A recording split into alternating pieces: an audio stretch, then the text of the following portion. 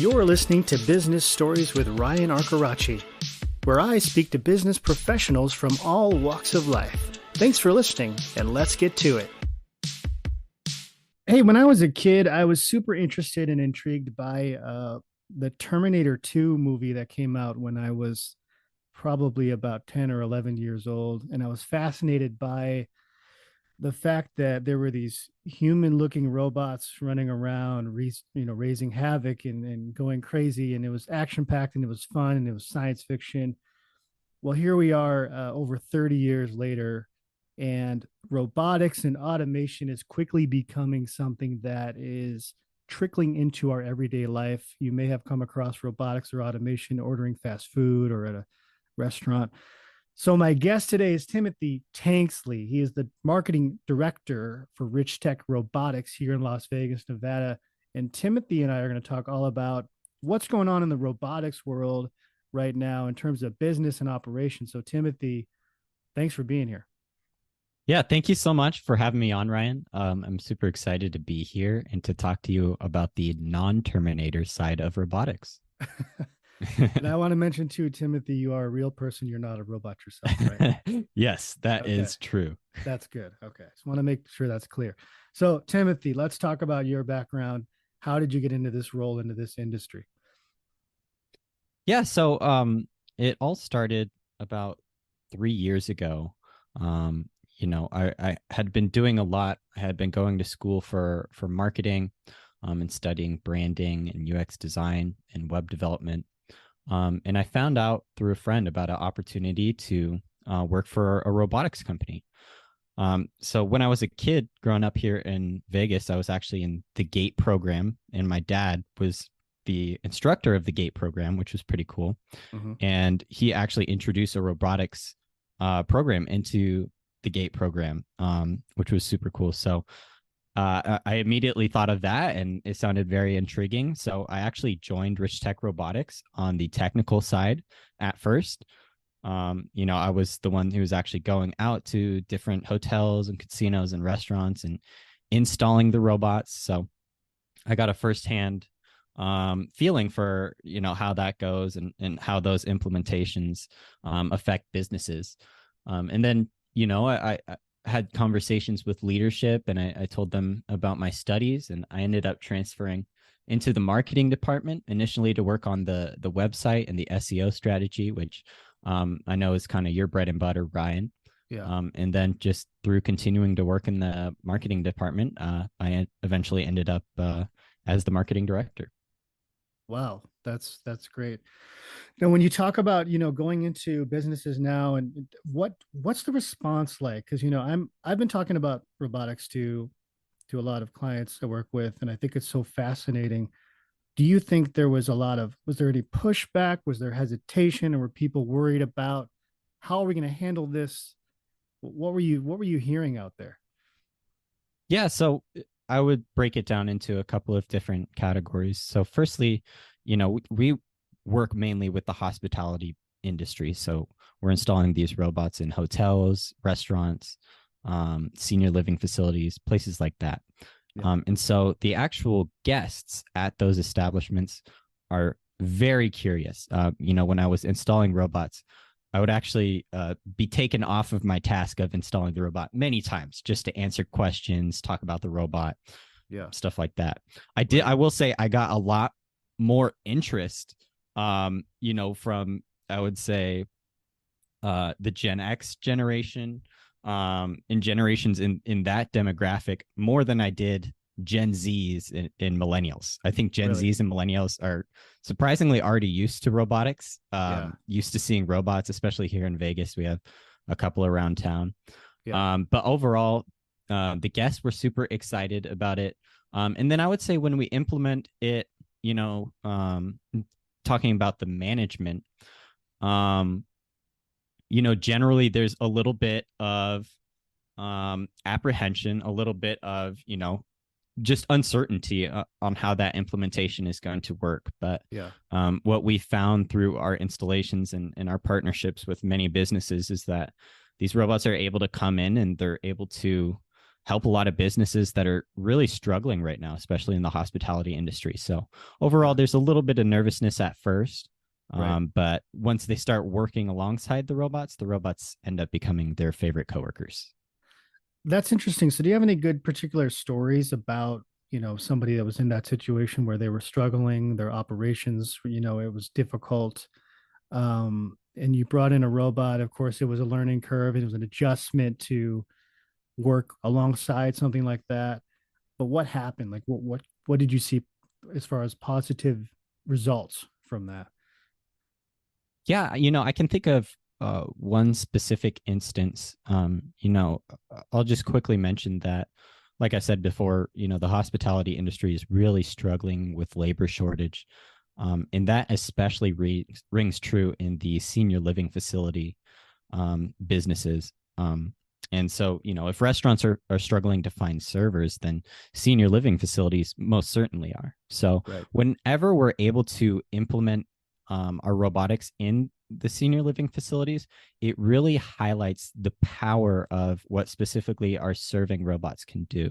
And Yeah. I would say that the real power is that the serving robots can take care of more menial tasks such as running food dishes back and forth from the kitchen, Yep. and then the human servers that are on staff almost become more of floor managers, and they're able to actually spend time at tables, interact with guests, which is especially important in the senior living facility area. So I would say that has probably been one of the greatest successes that we've had. Is we've really, through these robotic solutions, we've been able to empower human employees to really lean into the more impactful and also just plainly the better part of their jobs, actually creating connections with guests and elevating the guest experience. Now that's really interesting because a lot of the arguments I hear is that automation and robotics will diminish customer service and it'll make it less human, right? A less of a human interaction. But what you're saying is the complete opposite. The robots are doing some of the menial tasks, and the floor managers are actually focused on, in this case, the people in the living facility or the customers or the clients. Is that what you're saying, really? That's exactly what I'm saying. I mean, and to give you an idea of why employees are leaving the hospitality industry so much, it really all started with COVID. During a lot of or during COVID, when a lot of these hospitality industries shut down, their employees really thought about, is this meaningful work? Is working in this industry something that I want to do for the rest of my life? And a lot of them left. Yeah. And so what I think is really great is you're completely right. These robots aren't um, taking away any aspect of customer service. They're actually enhancing it because they're empowering employees to be able to, like I said, focus on what's important, creating connections with guests, really sitting down and actually connecting with the community, which is Yeah. fantastic. And then on the other side of things, most of the time the serving robots are actually able to bring out food, faster, and so plates are hotter, which overall means the quality food is better. So That is really interesting that that's what's happening because you feel like the people that were doing the menial work, again, like you said, they don't feel like it's real work. They're just there to do the menial tasks, and that doesn't feel very empowering. But when you can position someone in a different level or a different position where they can do more in terms of customer service and production, I think that actually creates a better environment. Is that what you're seeing out there? yeah, 100%, and I used to be a server. That was the best part of my job, right? Is Yeah. talking to people and forming those connections. I don't really look back on being a server, and I'm not saying, hey, dang, I miss carrying plates back and forth from the kitchen, Right. Right. Right. I mean, when we talk about your robots that you have available right now, which I've seen, I've been to your facility. It's awesome. What are some of the top features you would say bring the most value with what you have? Maybe 3 to 5 different features you can talk about. Yeah, I would say so. we have a whole host of different robotic solutions. So we have food delivery robots, we have floor cleaning robots, and then we have a little bit more interactive robots. So I'll start with the food delivery robots. So just being able to carry back and forth plates and dirty dishes from the kitchen Mhm. or from the dining floor is extremely valuable. But on top of that, we're able to add a level of customization so that businesses can actually help to promote certain dishes that they might want to push more of on their menu. Mhm. They can show videos of it on the dining robot screens. So that's a pretty helpful feature. Additionally, um, we also have a cloud portal that connects to most of our robotic solutions so that business owners can monitor to see exactly how effective the robots are being. And they can also monitor to see, whether there's any improvements throughout the workflow. And that's really important because, when we're talking to businesses, it's one of the first things that comes up, right? What is the ROI of these robots? So Right. it's pretty awesome that we're able to provide that cloud portal to be able to put the ROI in the hands of the business owners and really show it to them through Yeah. statistics. But lastly, I would say that I'm not sure if you've seen our Atom robot. It's installed Yes. here in the forum shops.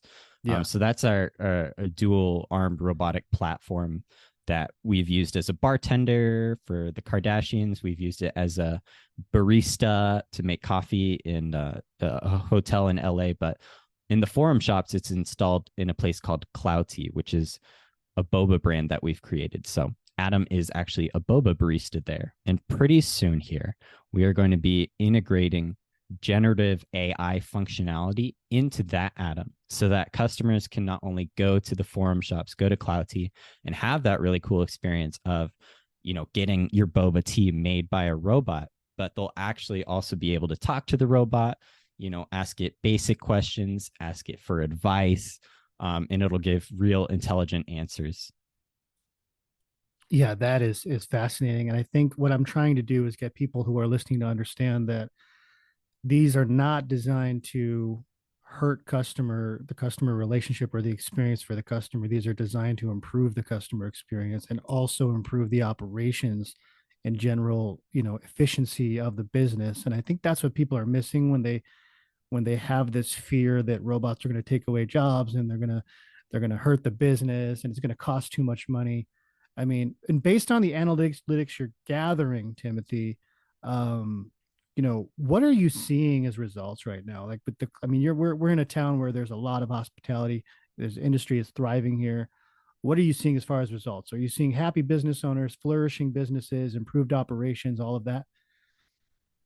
Yeah, I would say that, with most of the businesses that we're working with, they're reaching out to us. They're looking into these robotic solutions because they're starting out at a place where they're really being affected by the labor shortages. And so that's just been the best part of our business.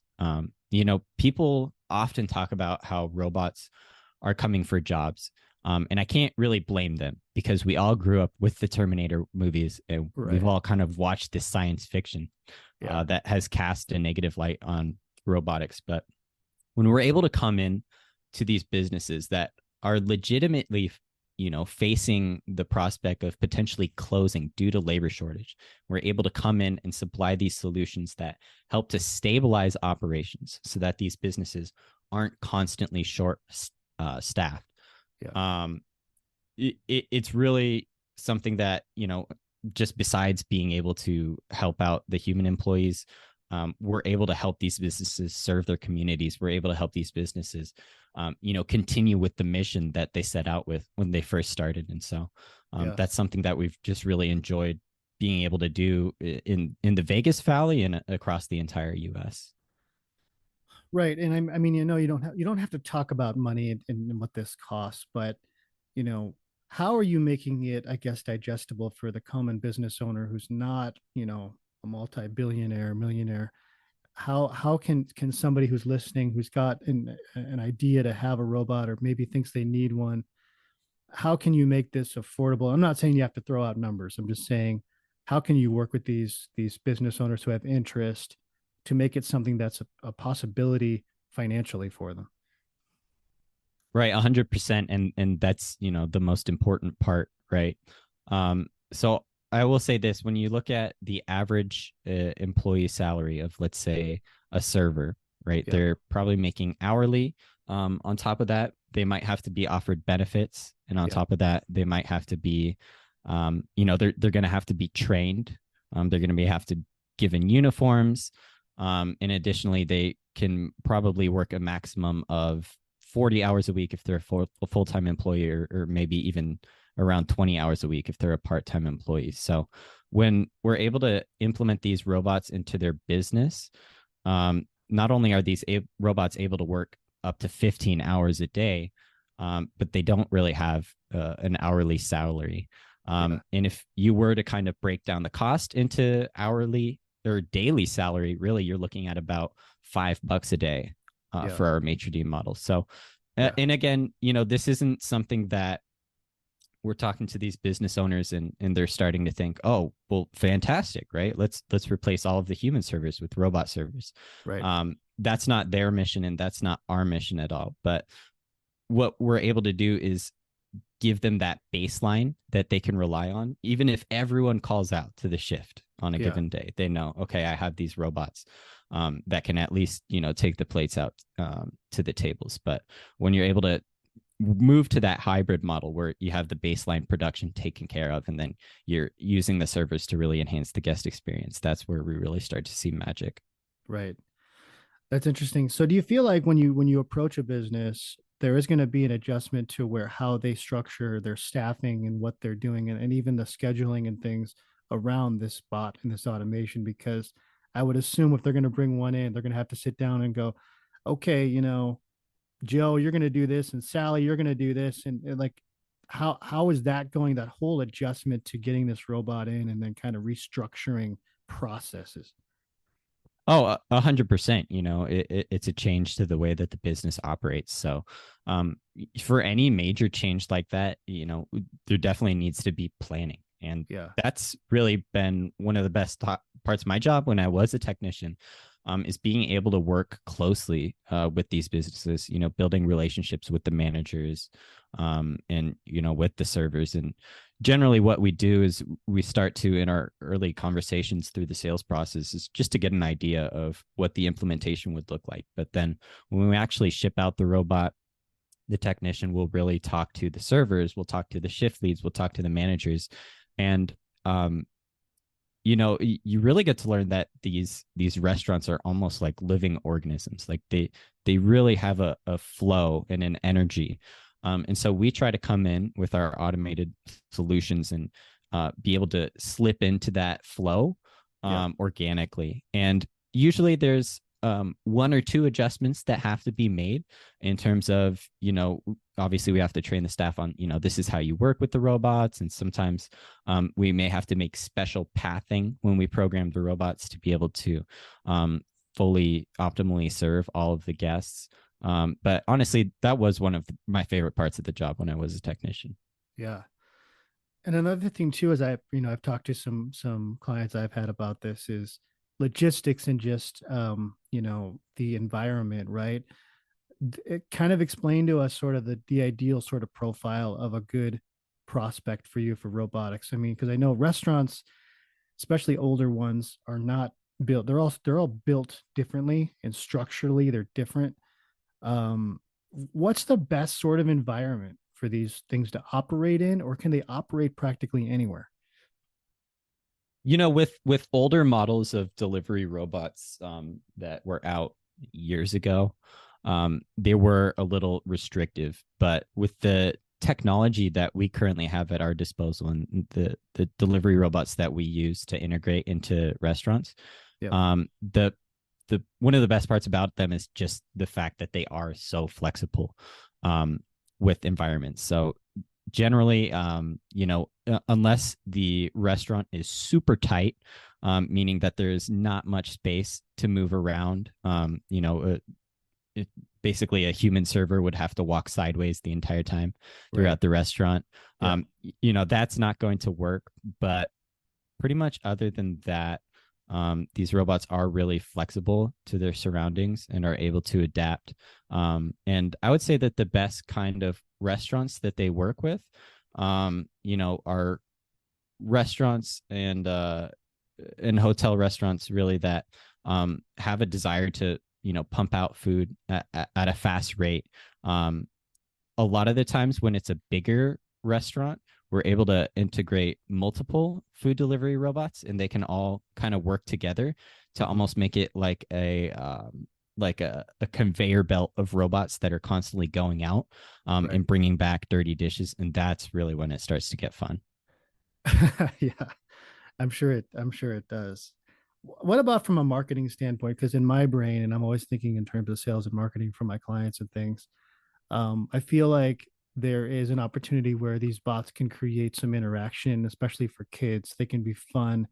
You can play games with them and things. Have you seen some benefits from that side of it from a marketing perspective? Are people drawn to businesses because they're seeing these robots?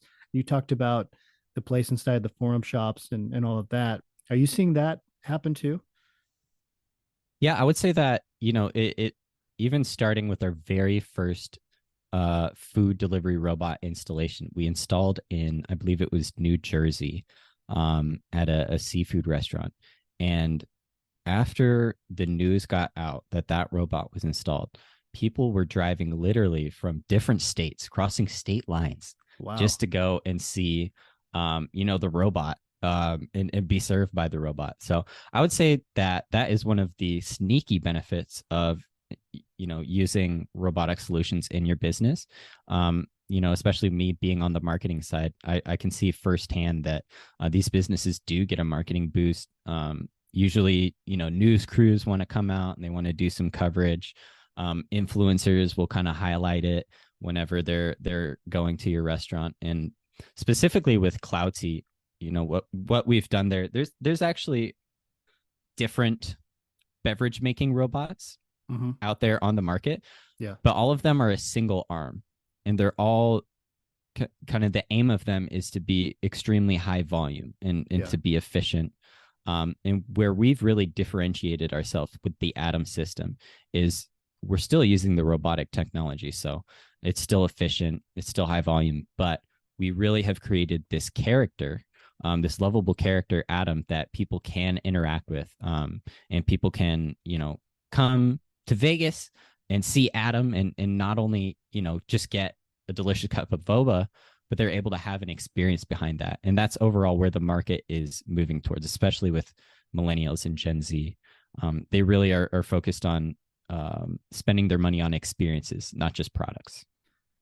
That's interesting that you say that because I think, in the restaurant industry, it is part of it is experience. It's not just the food, but it's the ambiance, it's the experience you have. And I think these robots are taking that to the next level as far as experience and draw. So I think that's amazing. Most definitely. Yeah. And the fact that people are driving from miles away, states away to see this is fascinating. Now you brought up that the Kardashians were involved with Clout T. Is that how did that happen? Is that was the robot on the show or what happened there?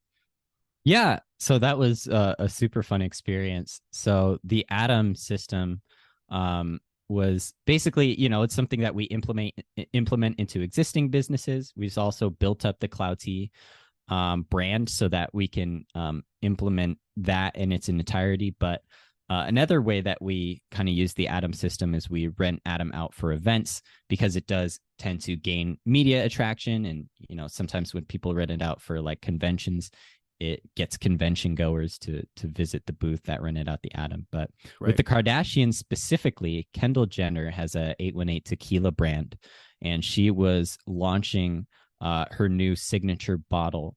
And so they reached out to us and they wanted to have Adam come to their party and bartend and make some signature margaritas using the 818 tequila. So it was a really fun experience. It's something that, we really enjoyed working with them. And we actually ended up on season 3, episode 1 of The Kardashians. Wow. And my fiance was extremely proud of me that I was able to end up there for about half a second on Yeah. the show. Yeah. But yeah, it was extremely awesome to be able to do that. And I think it, Adam was making salted rim margaritas and kind of complex cocktails. So it was a great chance for us to be able to show off, what Adam can actually do.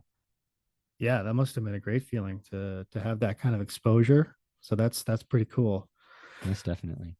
I mean, well, let's look at like the future too. Kind of where do you see things happening, especially in Vegas and other places where there's a lot of hospitality? You know, New York, San Francisco, major cities, Chicago.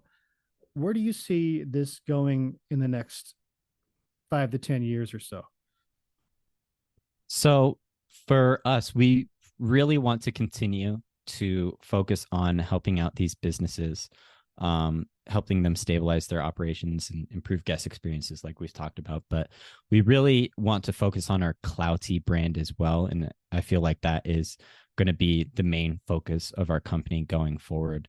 The Clouty brand is something that's intriguing and exciting for people of all demographics. And our goal here is to really expand Clouty stores all across the nations in all major cities. And we really aim to be able to make the Clouty brand a part of people's everyday lives. You know, the difference with the Clouty brand is, there's lots of companies out there that are able to offer premium drink products. Yeah. But they're using traditional business models that mean that those drink products come with premium prices. Yeah. So where we're really able to kind of differentiate ourselves is we're still able to offer a high level quality product. But because of our business model being based on robotics, we're able to make it for a lot more affordable and reasonable price. Yeah. And so we really want to take that concept nationwide and like I said, become a part of Americans' everyday lives. Yeah. Well, Timothy, this has been an awesome conversation. I think if you're listening and you are interested in robotics, you should definitely reach out to me through the podcast. Or Timothy, how can people, if they mention this podcast or this episode, how can they reach out to you or your team? Yeah, you can always visit our website, richtechrobotics.com, and you can fill out a contact form that goes directly to me. Or you can just reach out to me at timothy.t at richtechrobotics.com. I love to have conversations with people, so please feel free to reach out. Yeah, thank you, Timothy. And if you're listening and you're interested in robotics, I really think, Timothy, that this is sort of the way things are going. And I think you would agree that people are moving more and more towards automation and understanding the power of it. I just think there's a lot of fear as well. And I think people fear innovation generally. And that's what I experience because I try to get people to understand that when you innovate your business, great things happen. And you guys are an example of that with Clout T.